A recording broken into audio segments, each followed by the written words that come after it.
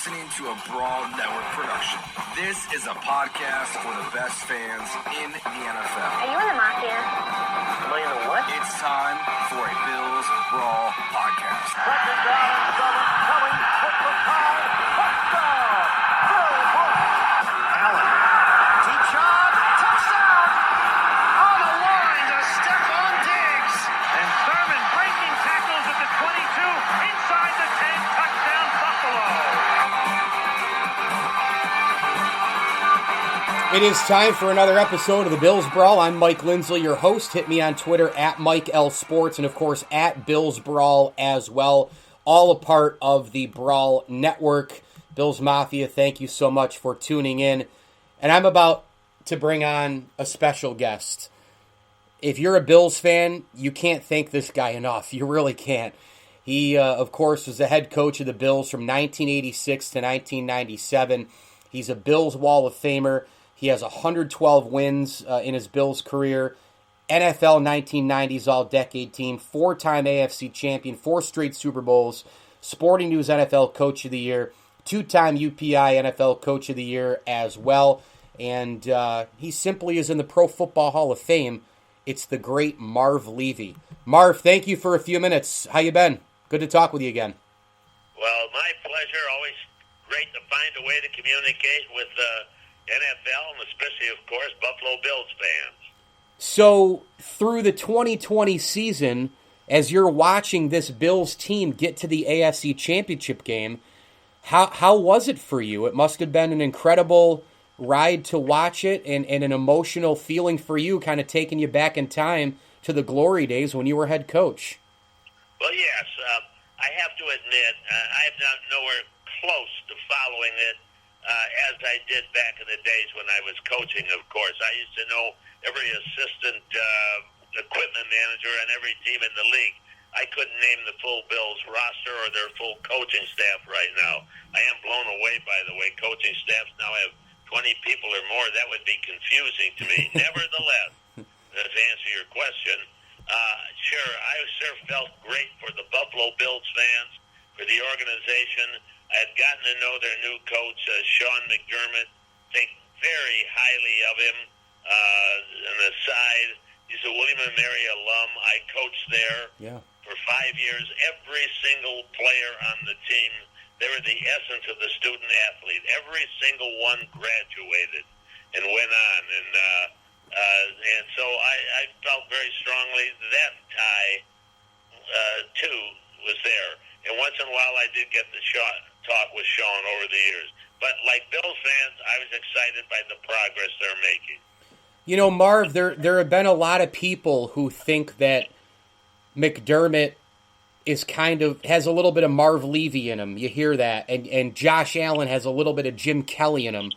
When you hear that comparison, the head coach and the quarterback and that connection, you know, what does it mean to you to kind of be connected to these current guys, and that bond is important, right, between a head coach and a quarterback, because you really got to be on the same page, and you and Jim were, and it seems like Sean and Josh are as well. Well, that's probably true. Again, I'm not as deep into understanding their relationship, but it sure does have to be good. And if people are comparing me with Sean, that's a compliment, because I do have a lot of regard for him and how he's handling the situation, how he handles those setbacks that do occur during the season. Yes, this is the best quarterback since that the Bills have had since Jim Kelly. And so those comparisons are understandable, very definitely. Marv Levy, the Hall of Famer, our guest here on Bills Brawl. I'm Mike Lindsley. Where else would you rather be than right here, right now? I mean, Marv, they're printing T-shirts of that saying still. The fine folks at 26 Shirts and Del Reed, they're printing shirts. People still say that all the time. And this year, people said it a lot again, because every Sunday was like the old days, like the 90s. You know, Bills fans were getting crazy over their team. When did that saying really start for you? Where else would you rather be than right here, right now? When did that start? When did you first use it?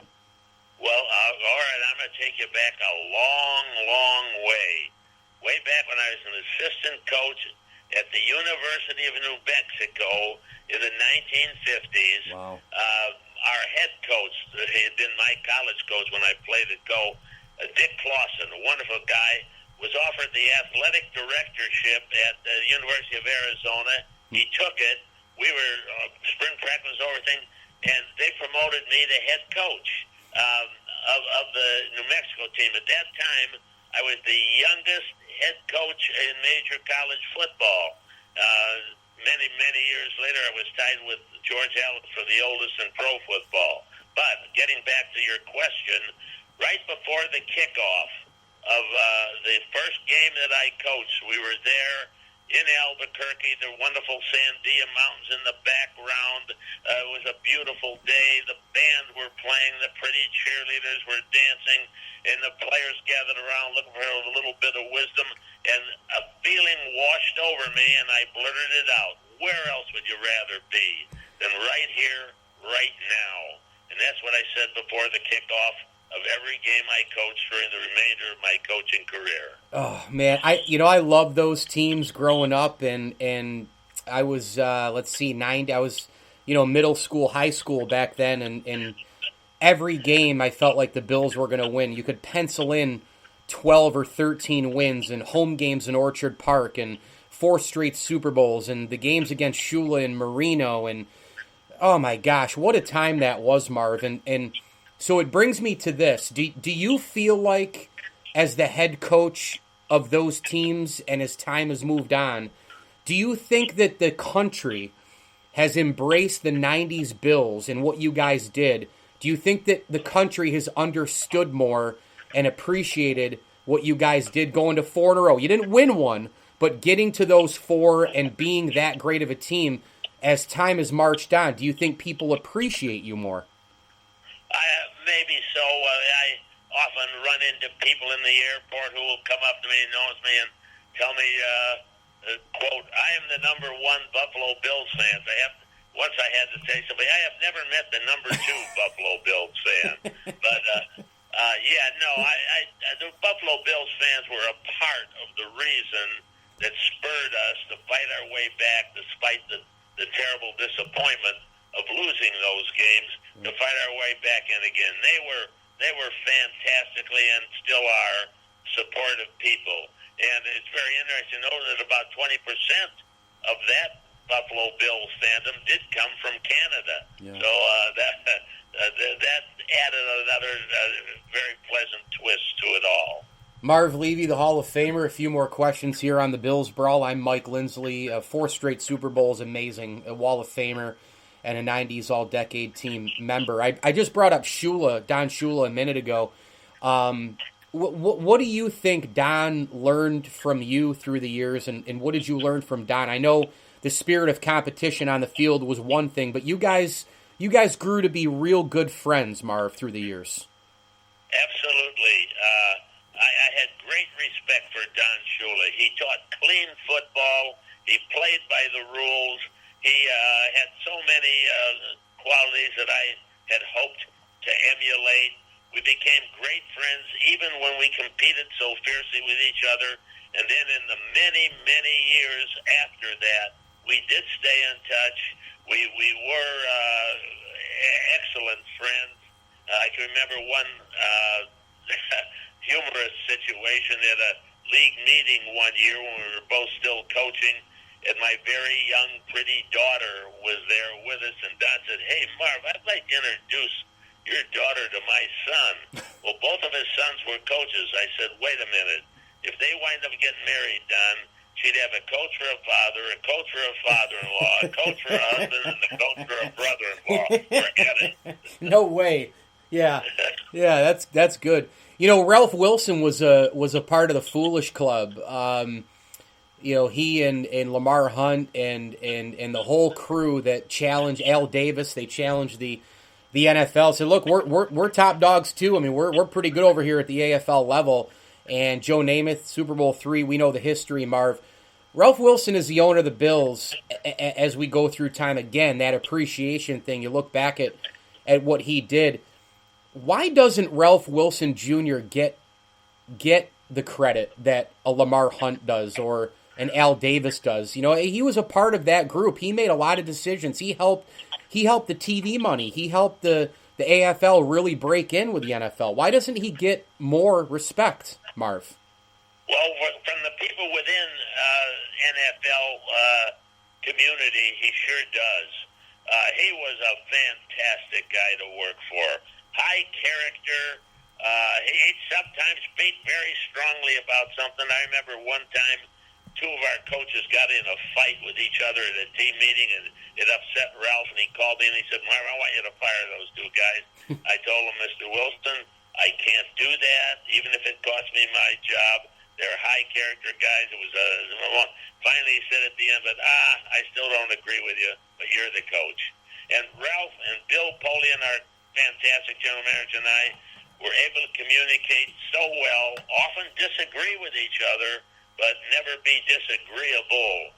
And he was a wonder, and he made some darn good suggestions sometimes too. And I'd adhere, and when I didn't follow some of his suggestions, we could still be on a very amiable relationship. Steve Tasker not in the Hall of Fame still really bothers me. What made Steve Tasker so special as a football player, a guy, and goodness, Marv, I mean, he should be in Canton. There is no question about it, Mike. The football is the game of football depends on three equally important elements of play: offense, defense, and kicking. There are one or two kickers in the game, but there has never been a special team player without a doubt anywhere that can come close to comparing to Steve Tasker, whether it was covering kicks, blocking kicks, so many other things that he could do so well. And I remember Don Shula, who you mentioned one time before one game when we were chatting out on the field, our teams were warming up. He said, Marv, you know the guy we have prepared for the most on your team? He said, not Jim Kelly, not Thurman Thomas, not Bruce Smith. He said, Steve Tasker. Here's a guy that was elected 7 times as one of the co-captains of our football team. He went to, I don't know the exact number, but it was in the area of 10 consecutive, All-Star games, NFL All-Star games. He was once picked as the MVP in the All-Star game at the end of the year. He is so deserving. I just continue to push and hope that he can get in to the Hall of Fame. And I also think I'm going to deviate a little bit, I will continue to campaign, too, for Cornelius Bennett to go up on the Wall of Fame at the Bill Stadium. His contribution, he was the final missing piece when we finally added him and all those other great guys that catapulted us into Super Bowl-type abilities. I love talking with you. I love the realness of you, Marv. I always have. You've been so great and so kind, and just know so much about the game and so much about life. It's one of the most real conversations. I've been doing sports media now for 20 years or so, and it's just been such a delight. You've been in the GM chair though as well. I mean, you retired from coaching. You come back to the Bills as a general manager for a short time. How hard is this time of year? I know it's a different era than even you as a GM or as a head coach, but how hard is it right now? How nerve-wracking is it as a head coach or a GM preparing for the NFL draft? Oh, no, it wasn't nerve-wracking. Honestly, it was almost part of the fun. There were things, though, within the internal part of the organization that sometimes you disagree. Mr. Wilson thought we ought to get this guy, or Bill Boyd said, oh, no, I'm telling you, this guy up is here.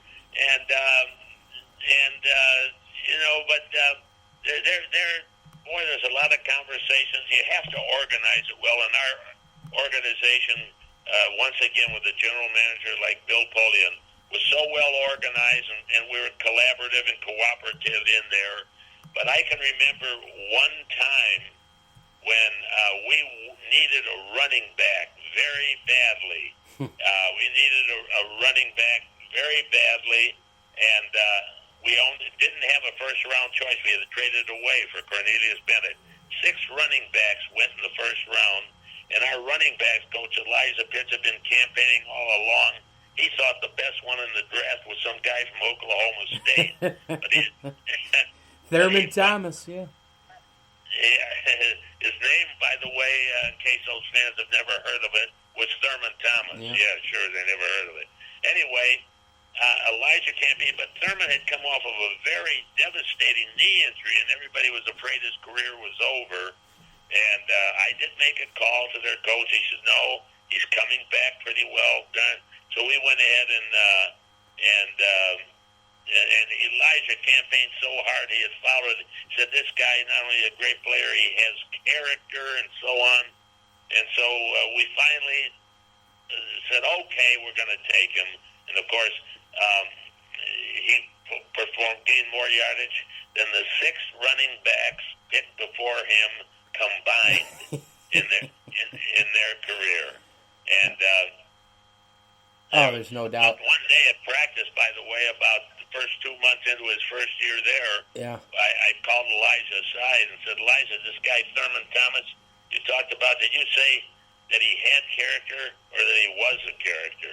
Because he was a lot of fun, and he was a prankster and things of that nature. He was a character. Yeah, I thought the NFL Network really missed it when they did the top 10 running backs of all time list. You know, they did the positions all the time, and everyone, QB, wide receiver, running backs, the all-century team, I guess is what I'm thinking of, not the top 10 running backs, although I don't even think he made that list. He should have been top 10 running back list of all time easily. He was an all-purpose back who was dominant during that time and almost a pioneer of sorts for guys like Curtis Martin and Marshall Faulk and other dual, LaDainian Tomlinson, dual players. What a player he was. I mean, just an unbelievable difference maker. Marv Levy, the Hall of Famer here on the Bills Brawl. Marv, 2 real quick ones to go here, and I'll let you roll.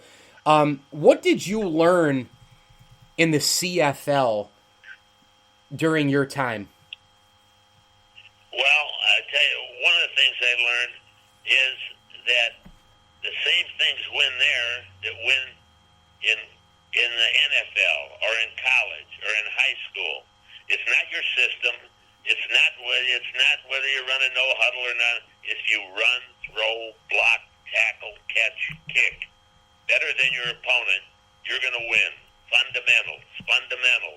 And speaking of fundamentals, I remember one day, hot preseason camp we were at, when Bruce Smith came up to me after practice one day and said, Coach, I got a question. He said, who put the fun in fundamentals? Because we did work on them very hard. And so that was, there's so many things that I did learn. I also learned it isn't just a good coach or a good coaching staff or a great quarterback or the best defensive player ever like Bruce Smith. That was why you win. It's total organization. Owner, GM, scouts, people in the front office, people in the ticket office, the coaches, of course. Total organization, which contributes to success.